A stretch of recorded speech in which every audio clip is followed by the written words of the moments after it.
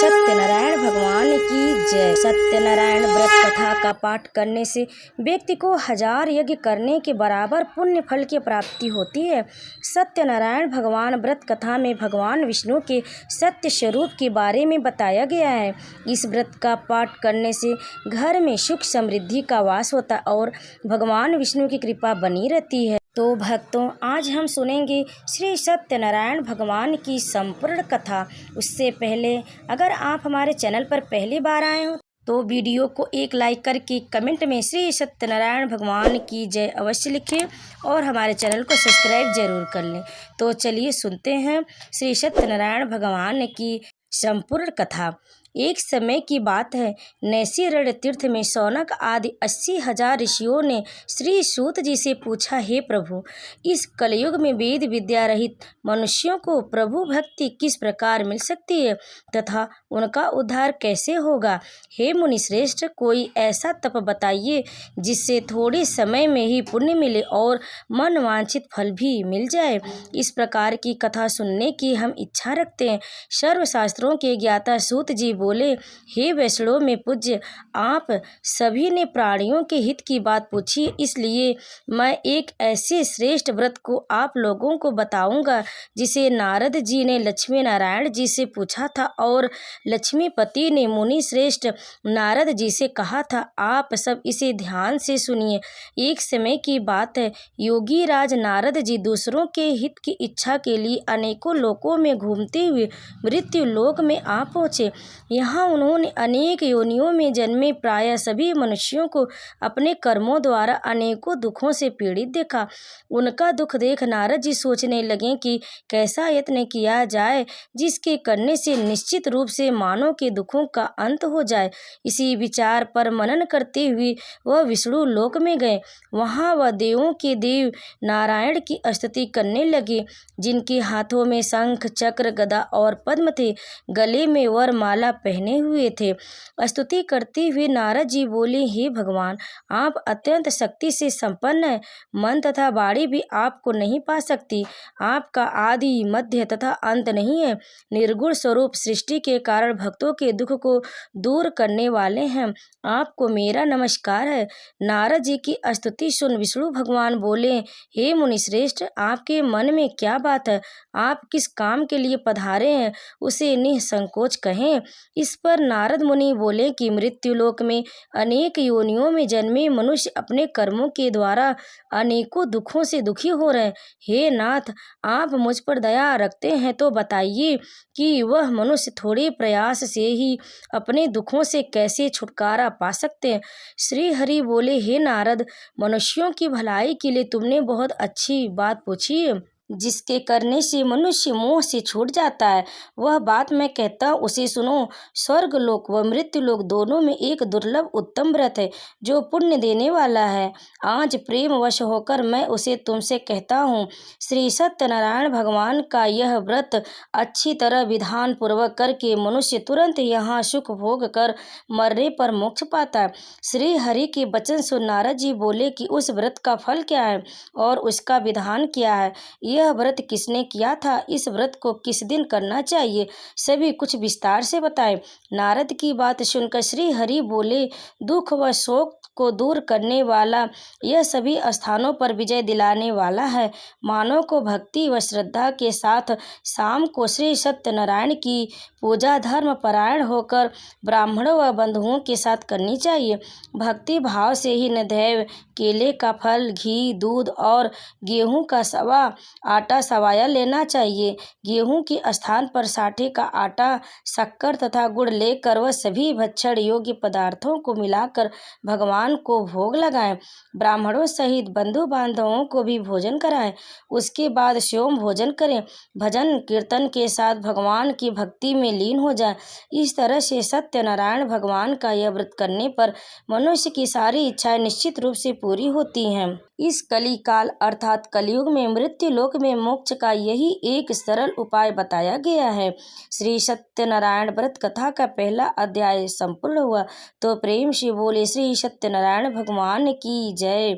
सत्यनारायण भगवान की व्रत कथा का दूसरा अध्याय। सूत जी बोले, हे ऋषियों, जिसने पहले समय में इस व्रत को किया था उसका इतिहास कहता हूँ, ध्यान से सुनो। सुंदर काशीपुरी नगरी में एक अत्यंत निर्धन ब्राह्मण रहता था। भूख प्यास से परेशान वह धरती पर घूमता रहता था। ब्राह्मणों से प्रेम करने वाले भगवान ने एक दिन ब्राह्मण का वेश धारण कर उसके पास जाकर पूछा, हे विप्र, नित्य दुखी होकर तुम पृथ्वी पर क्यों घूमते हो? दीन ब्राह्मण बोला, मैं निर्धन ब्राह्मण हूँ, भिक्षा के लिए धरती पर घूमता हूँ। हे भगवान, यदि आप इसका कोई उपाय जानते हो तो बताइए। वृद्ध ब्राह्मण कहता है कि सत्यनारायण भगवान मनोवांछित फल देने वाले, इसलिए तुम उनका पूजन करो। इसके करने से मनुष्य सभी दुखों से मुक्त हो जाता है। वृद्ध ब्राह्मण बनकर आए सत्यनारायण भगवान उस निर्धन ब्राह्मण को व्रत का सारा विधान बताकर अंतर ध्यान हो गए। ब्राह्मण मन ही मन सोचने लगा कि जिस व्रत को वृद्ध ब्राह्मण करने को कह गया है उसे मैं जरूर करूँगा। यह निश्चय करने के बाद उसे रात में नींद नहीं आई। वह सवेरे उठकर सत्यनारायण भगवान के व्रत का निश्चय कर भिक्षा के लिए चला गया।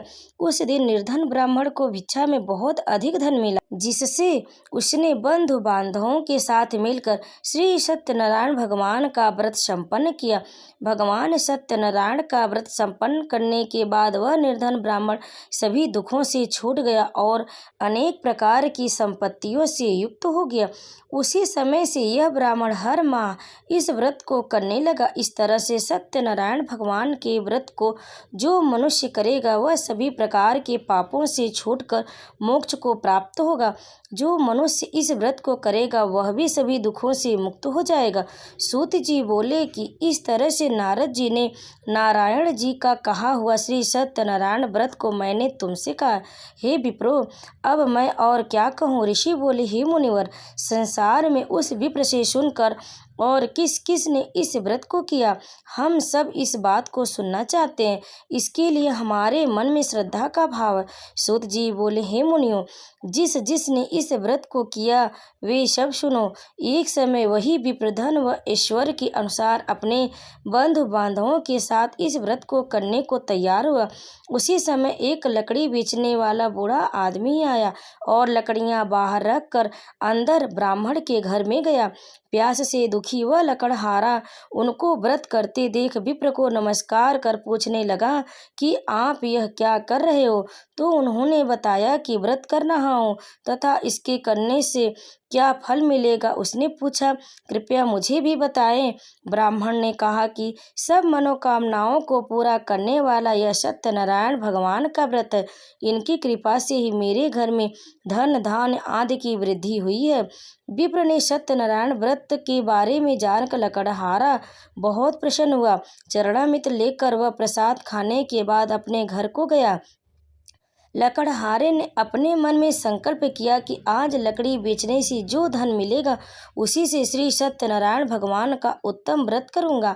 मन में इस विचार को ले बूढ़ा आदमी सिर पर लकड़ियां रख उस नगर में बेचने गया जहां धनी लोग ज्यादा रहते थे। उस नगर में उसने अपनी लकड़ियों का दाम पहले से 4 गुना अधिक मिला। बूढ़ा प्रसन्नता के साथ दाम लेकर केले, शक्कर, घी, दूध, दही और गेहूं का आटा ले सत्यनारायण भगवान के व्रत की अन्य सामग्रियां लेकर अपने घर गया। वहां उसने अपने बंधु बांधवों को बुलाकर विधि विधान से सत्यनारायण भगवान का पूजन और व्रत किया।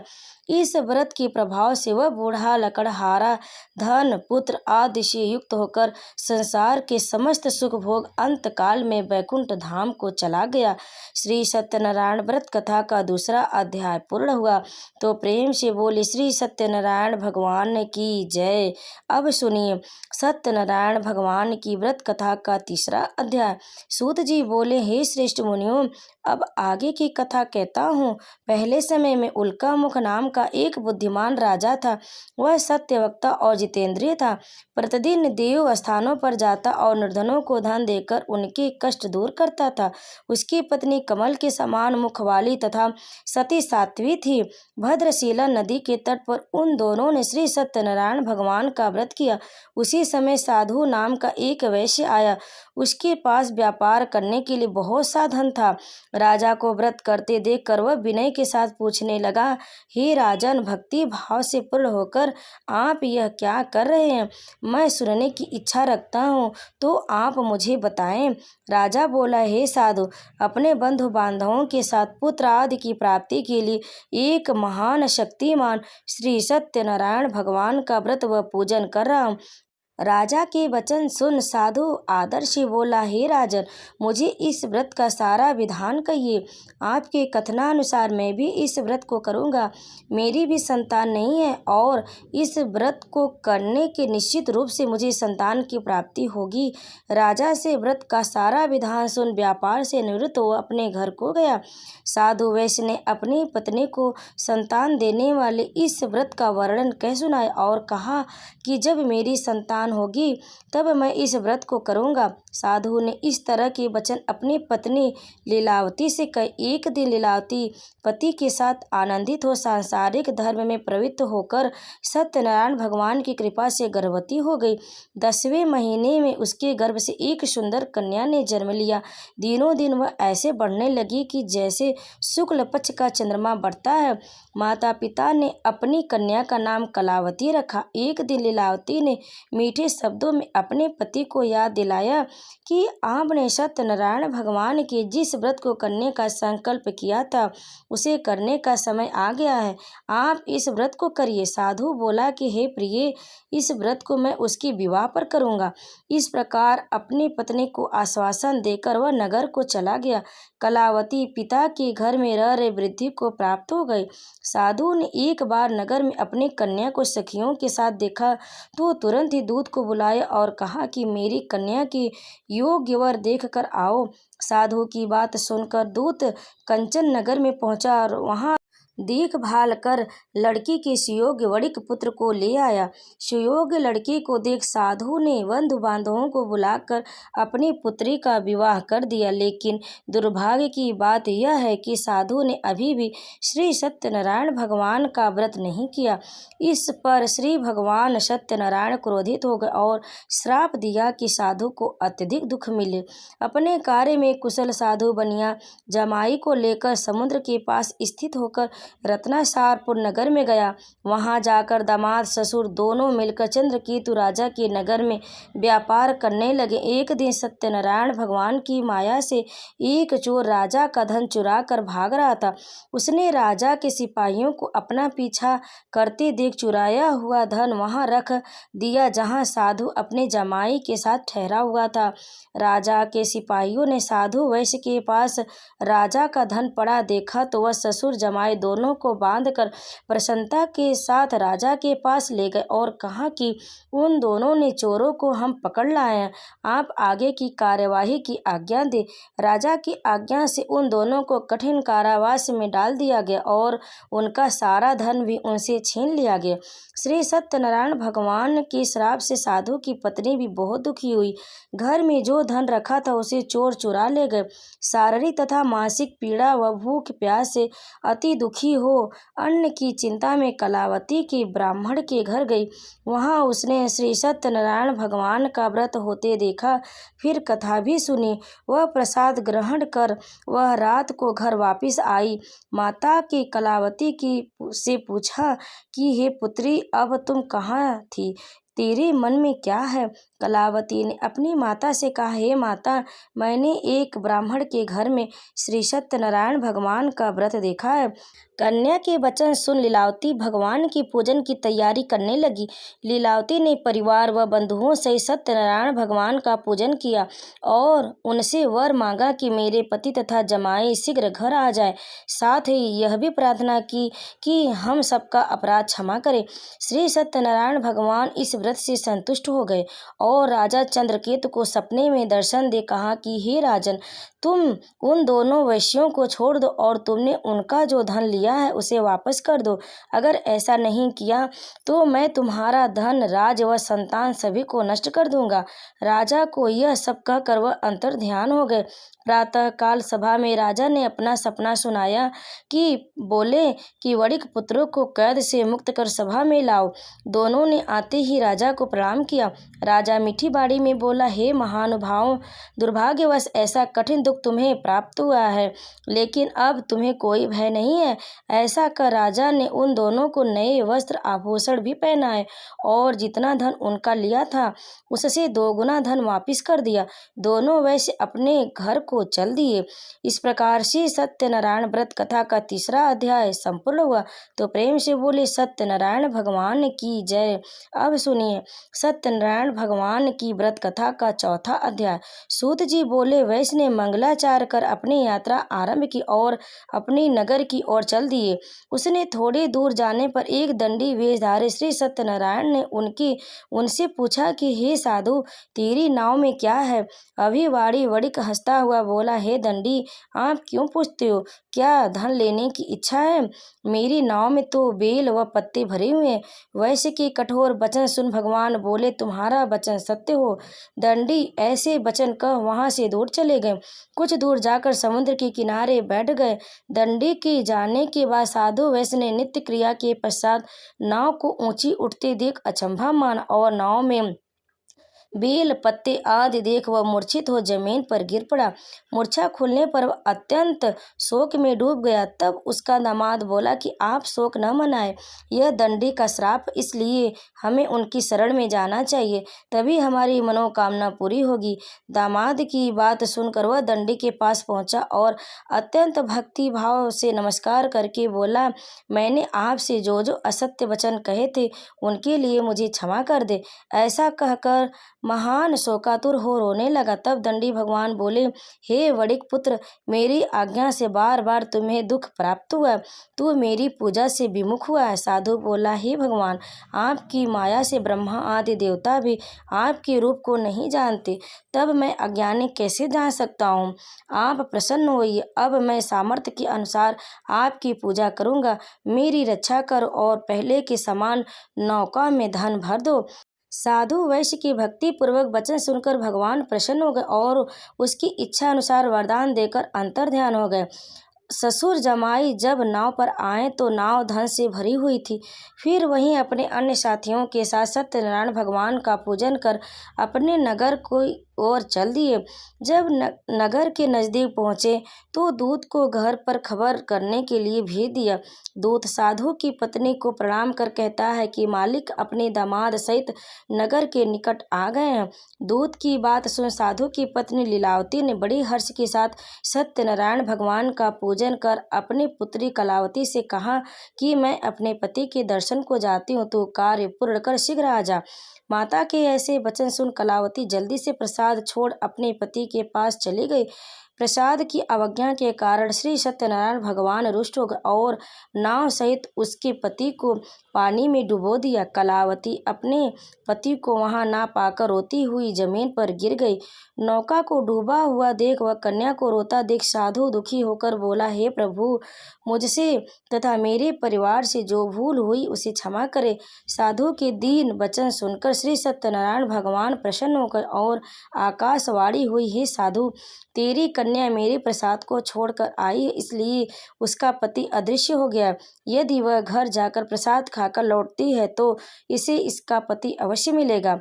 ऐसी आकाशवाणी सुन कलावती घर पहुंचकर प्रसाद खाती और फिर आकर अपने पति के दर्शन करती। इसके बाद साधु अपने बंधु बांधवों सहित श्री सत्यनारायण भगवान का विधि विधान से पूजन करता है और इस लोक का सुख भोग व अंत में स्वर्ग जाता है। इस प्रकार श्री सत्यनारायण व्रत कथा का 4था अध्याय पूर्ण हुआ।